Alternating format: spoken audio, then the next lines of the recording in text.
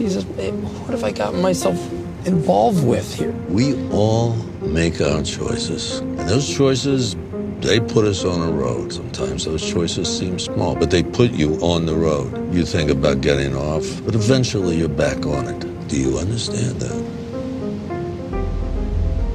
This right here is what I believe the perfect scene that defines Mike Ehrmantraut's character. We can see Saul Goodman being unable to move on both from the recent horrific events that happened to him in the desert and how a guy named Fred, who was not in the cartel game, was murdered. And knowing this, Saul was still forced to be the lawyer for this murderer, Lalo Salamanca. Mike understands Goodman's frustrations, but rationally explains that the events that happened are not in their control and that we all make decisions that end up being either good or bad. In the midst of the irrationality of Saul Goodman in this moment, or chaos in past and later events in Mike's life, Mike Ehrmantraut usually stands firm, calm, rational, and calculating.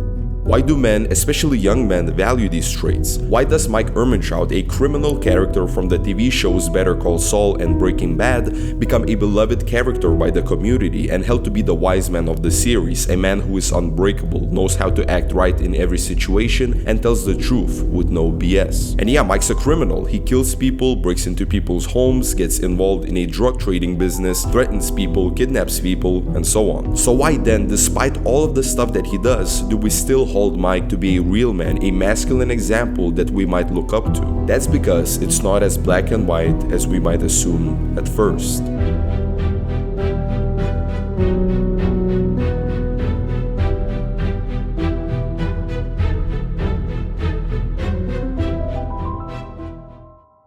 I've known good criminals and bad cops, bad priests, honorable thieves. You can be on one side of the law or the other.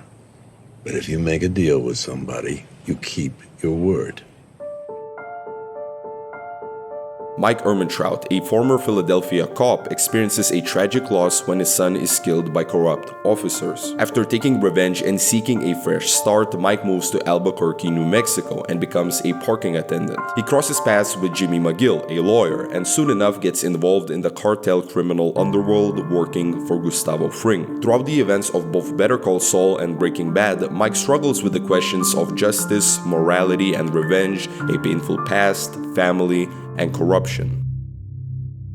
Nowadays, we are experiencing a crisis of masculinity. Many men, especially the younger generation of men, are more often than not weak both physically and mentally. The term traditional masculinity originally meant having traits such as physical strength, emotional stoicism, dominance, self-reliance, competitiveness, and assertiveness. These days, the term traditional masculinity is often used as toxic masculinity by the ideology of radical feminism, which claims that the societal definition of what is a real man is damaging to men. While it is true that not all traits of traditional masculinity have to be there to make a man, and some of those traits can be also found in women, throughout history these traits symbolized manliness, which helped men overcome difficulties, win wars, build incredible things, and served as a guidance to act well. In today's world, it is pushed that both genders can possess both masculine and feminine traits, which is true, but when it comes to traditional manliness, ideologies are trying to completely wipe out the personality differences between men and women. That's why nowadays we see a resurgence of men trying to obtain the original masculine traits again and look up to people who have this traditional masculine energy. Besides biological, historical, and psychological aspects of what traditional masculinity means for men, most men feel it in their cores when are given a chance to see or act like a man. This brings us to Mike Ehrmantraut, a not so black and white masculine example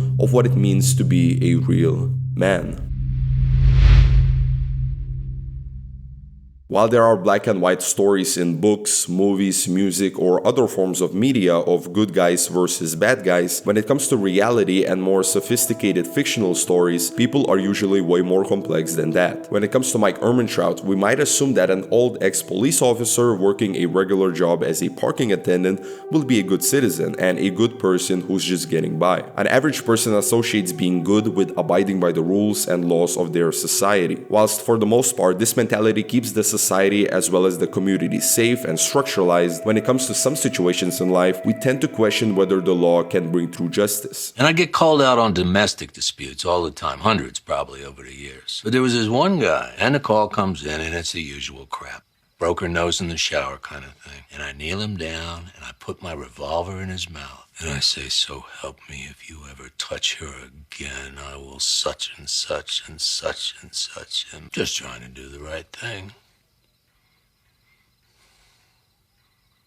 But 2 weeks later, he killed her.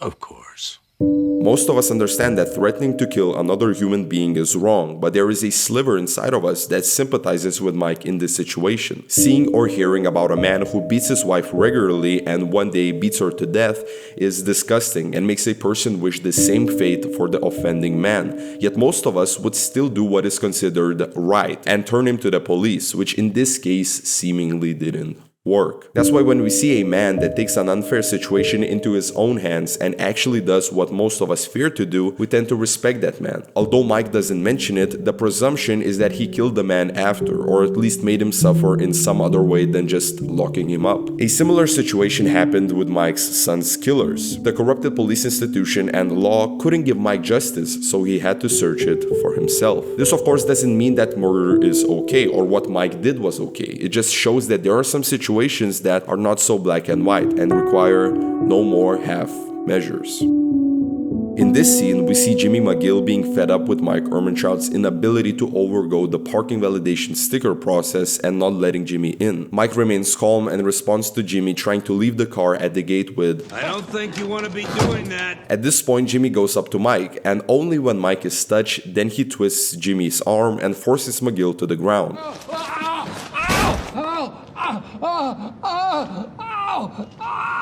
Mike is a civilized monster. You should be a monster.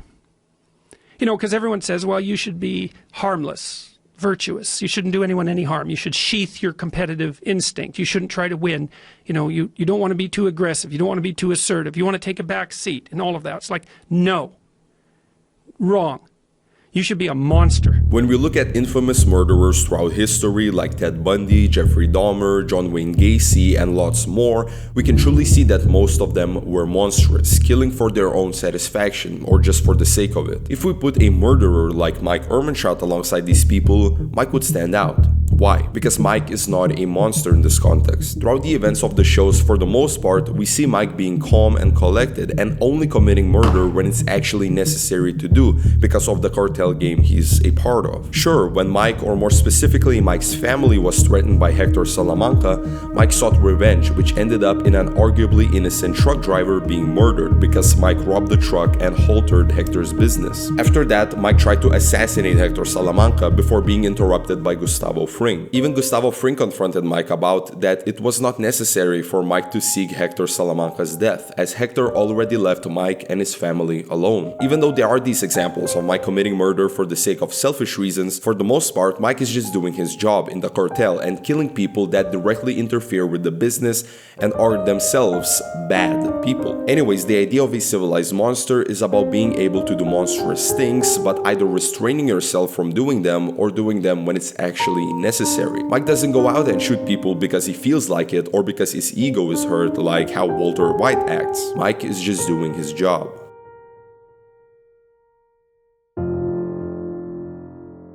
What separates Mike from the typical criminal is what makes him masculine: his heart, family, fairness, emotional toughness, and sacrifices. For Mike, the criminal activities he partakes in mean nothing more than a job he has to do for money. However, he won't do just any job or milk as much money as possible for himself. Mike stands firm and declines when he has to do jobs that he doesn't feel comfortable with, and the only reason he's even in the criminal world to begin with is so that he could make money, but not for himself, for his family. Here we can see the contrast between Mike Ehrmantraut compared to the other characters. Walter White rationalized that he did everything for his family when in reality wanted to satisfy his ego. Jesse Pinkman did it all for money. Gustavo Fring did it all for revenge. Saul Goodman did it all for money and ego. And Mike Ehrmantraut did it all for the family. But before we get into what family means for Mike, let's talk about this just doing your job mentality. Here we uncover the first true masculine trait of Mike: fairness. Fairness is doing the right thing. While, of course, Mike Ehrmantraut not always acted in the right way, he most certainly tried to be as fair as possible. In the very first episode of Better Call Saul, we see Jimmy McGill trying to leave the parking lot. However, Mike informs Jimmy that he's one sticker short and has to either pay $3 or go back and get validated. Although Jimmy McGill throws a tantrum, Mike is just doing his job, and this is a very subtle example of how Mike treats everything fairly. Fast forward, and Mike Ehrmantraut is returning a favor to Jimmy McGill after Jimmy helped him steal a notebook from a detective. This favor is to break into the Kettleman family house and find the stolen money. While Jimmy McGill and Mike Ehrmantraut are staring at the money, Jimmy thanks Mike for not stealing it. This is important as Mike could have actually run away with the money and nobody would ever find out. Mike only returned the favor in a fair way. Later, when Jimmy asks why Mike didn't take the money, Mike's response is this. Me personally, I was hired to do a job. I did it. It's as far as it goes. Also, there are these smaller scale examples of Mike being fair. When Mike changes his mind about killing Tuco whilst buying a sniper rifle from an arms dealer and tries to pay him for his wasted time. When Mike makes a deal with Hector Salamanca and pays Nacho back for not killing Tuco as they have arranged. When Jimmy McGill tells Mike that there will be no lawyer fee, Mike tells Jimmy to send the bill anyway. And bill me. Ingrate. The most extreme example of Mike doing his job and being fair came from Werner Ziegler's death. Mike let Werner know that Werner and his crew are working with dangerous people who shouldn't be messed with. When Werner started talking about the secret construction he was doing with random guys in a bar, Mike reinforced the seriousness of this job and warned Werner again. Then, when Werner Ziegler escaped meeting with his wife and jeopardized the job, Mike, with much pain and sadness, had to do what had to be done. Kill Werner. Although for Mike this event was extremely painful, Werner knew the risks of acting the way he did, although perhaps he didn't expect Mike to kill him. Mike knew that if he didn't do it, somebody else would have come. In Season 6, Episode 13 of Better Call Saul, Mike Ehrmantraut and Saul Goodman are sitting near a pool of water in the desert after getting stuck there because of certain circumstances. This moment to catch their breath prompts them to have a dialogue. Saul asks what Mike would do if Mike had a time machine. At first, Mike mentions how he would go back to the moment when he took his first bribe, perhaps indicating that he regrets part of his past that led him to become a criminal. Then he says that he would just go forward. This is yet another masculine trait of Mike Ehrmantraut, higher purpose, his family. Mike doesn't care what happens to him, he only cares about the safety and comfort of his family, his granddaughter Kaylee and his daughter-in-law Stacy. We can actually see the sense of purpose Mike feels for his family when he no longer cares about the rules, as all he cares about is spending time and taking care of his family. Also, Mike gets emotional only when it comes to something about his family. The core reason Mike started taking part in criminal activities for Gustavo Fring is to make money and secure a good future for Kaylee and Stacy. This higher purpose is what separates Mike Ehrmantraut from, again, a person like Walter White. Although Walter kept talking about doing everything for the family, only Mike actually did it for the family. The family also represents moments of happiness in Mike's life. Carrying the burden of his corrupted actions as an ex-cop, his son's death, his numerous murders, and other sins, being with family is like a refuge for Mike. I have people waiting for me. Now that we've established the foundation of Mike's purpose, let's talk about Mike's Stoicism and Heart. Stoicism is a philosophical school that teaches individuals to cultivate inner tranquility by accepting and embracing the natural order of the world. It encourages individuals to focus on what is within their control and to detach themselves from external events and emotions that are beyond their influence. Throughout Better Call Saul and Breaking Bad, we see Mike going through obstacles in his life with calmness, discipline, and acceptance. Mike understands that pain is a big part of life, and so he doesn't allow himself to get emotional, only when it's absolutely necessary. I believe most men can relate to the state of suffering but being silent about it and just enduring it. Men may be told nowadays that it's okay to cry and show emotion, and although it is necessary to express emotion from time to time, men usually improve by just accepting their painful circumstances, enduring, and looking for a rational solution to fix the problem or problems. That's why we can relate to Mike Ehrmantraut. He has this "it is what it is" mentality. Mike gets wounded, doesn't complain, just goes to the doctor. Mike had a terrible past and is still suffering daily to help his family. What can you do? Mike gets slammed in the face by Tuco Salamanca. That all you got? Get on the ground!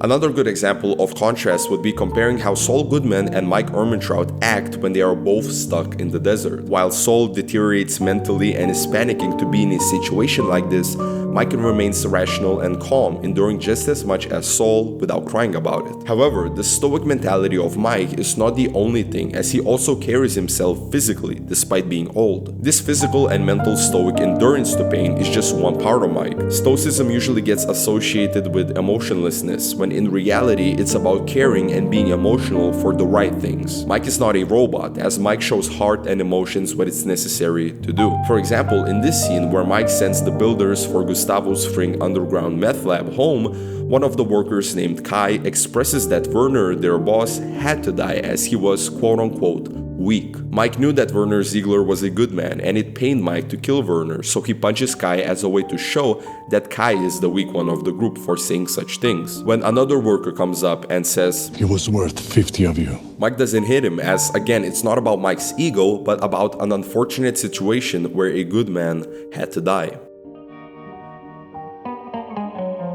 Throughout this analysis, it was difficult not to compare Mike Ehrmantraut with other characters, as that contrast is when we can exactly see the masculinity of Mike. The most important contrast after addressing the differences between Mike and Walter White is looking at Jesse Pinkman. Although Jesse in the end became arguably stronger than he was, if we're taking Mike and Jesse, we can see this contrast of young and inexperienced versus old and wise. Jesse is a drug addict, makes irrational decisions, doesn't think about the future, and has no clear goals or purpose, and just getting by. Mike Ehrmantraut is, for the most part, rational and logical, lives for his one true purpose, his family, and does everything in his power to keep going. When we see moments of Jesse and Mike together, we not only see this contrast of masculinity, but we also see the dynamic of a son figure and a father figure. Although at first Mike doesn't think too highly of Jesse, with time Mike sees that Jesse is just a boy who took some wrong paths to end up where he did, and that Jesse has a good heart. The same dynamic can be seen when Mike is with Nacho Varga. Nacho, although being a bit more experienced and tougher than Jesse Pinkman, is also just a boy who lost his way in the eyes of Mike. In fact, throughout Better Call Saul, Mike tries to help Nacho escape the cartel game,